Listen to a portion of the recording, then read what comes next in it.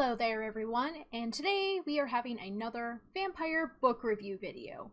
Today's review is for Blackwood Farm. This is book 11 in the Vampire Chronicles if you count New Tales of the Vampires. And it introduces a new character. You are introduced to Tarquin Blackwood. This book is entirely from his point of view, first person.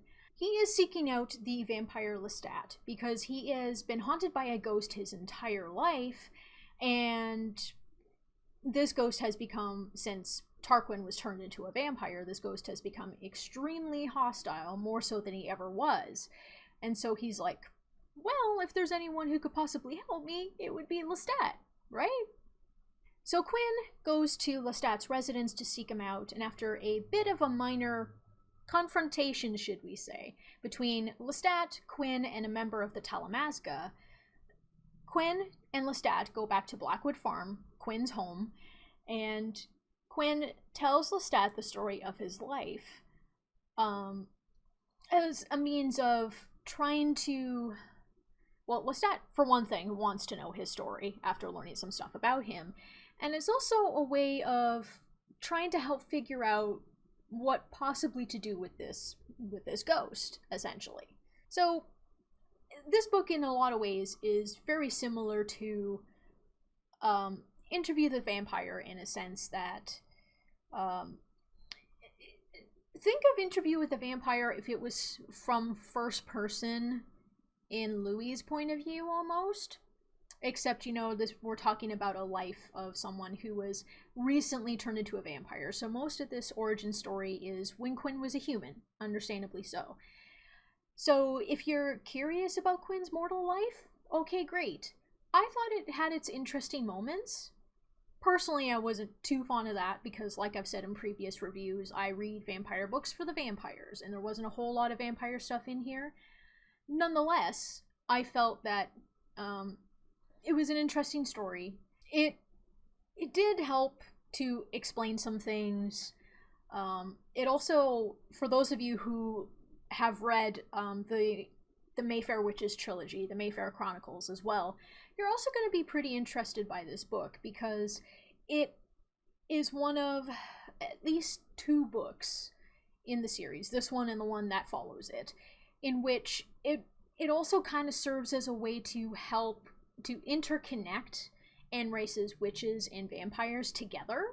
So while the books focusing exclusively on the Mayfair witches were just that trilogy, per se. And then you had Merrick, which had a small focus on, like, the black side of the Mayfair family, per se, because there's a white side and a black side. If you've read the book, you see my review on that book, you know what I'm talking about. But I say this book and the one following it in particular because characters you know and recognize from the Mayfair Witches trilogy come directly into play in this book. You have Rowan Mayfair, you have her husband Michael Curry.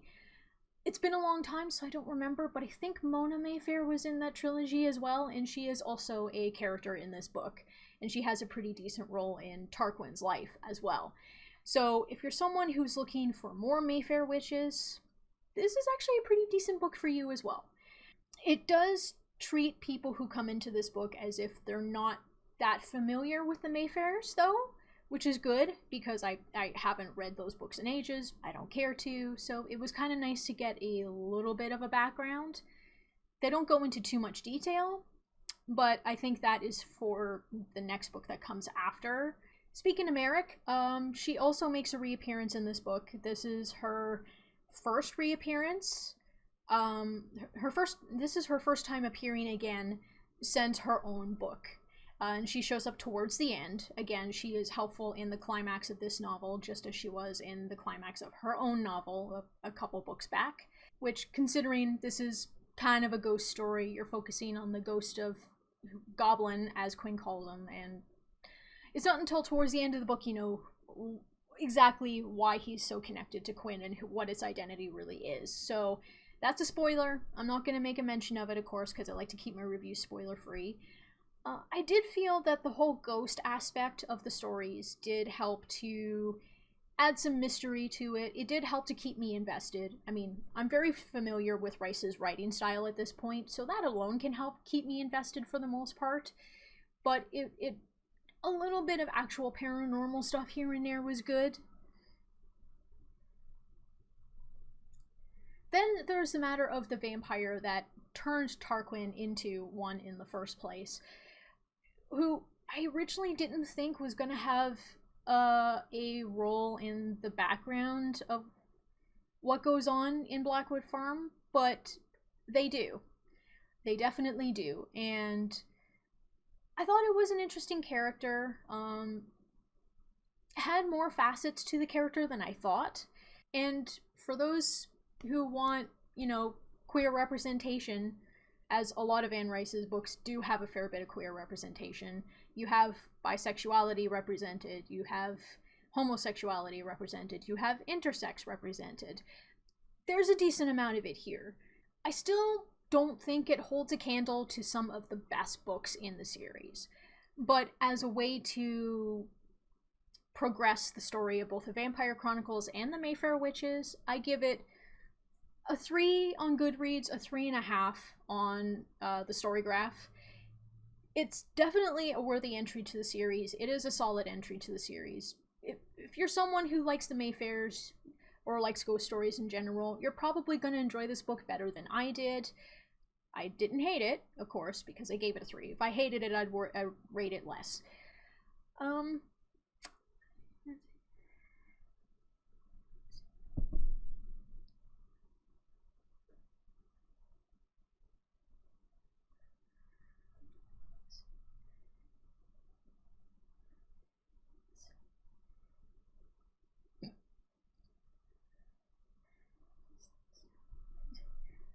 Alright, that was my short and sweet review of Blackwood Farm by Anne Rice.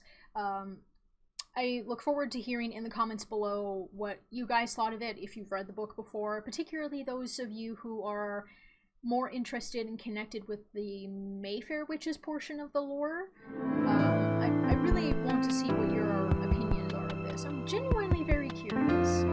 And that's it for today's video.